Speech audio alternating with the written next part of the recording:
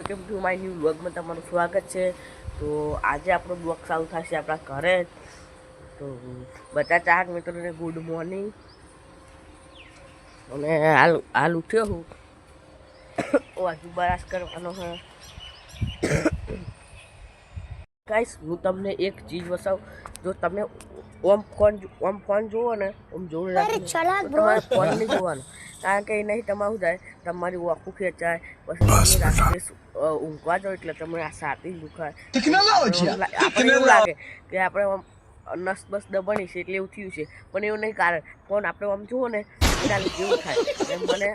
હું રાતે ઊંઘ્યો હતો અને સવારે ઉઠ્યો કે હું આમ ઊભો ના થઈ ગયો, અને ગરદનમાં દુખાય.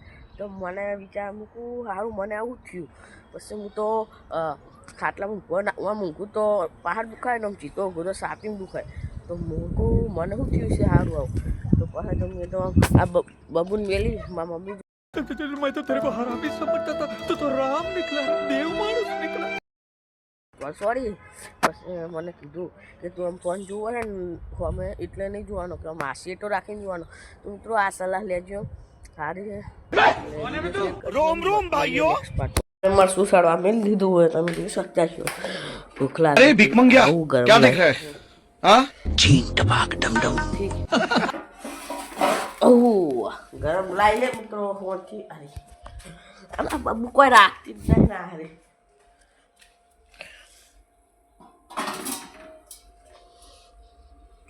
મિત્રો મરચું આપણે એને ધોઈને તૈયાર થઈ ગયા છે.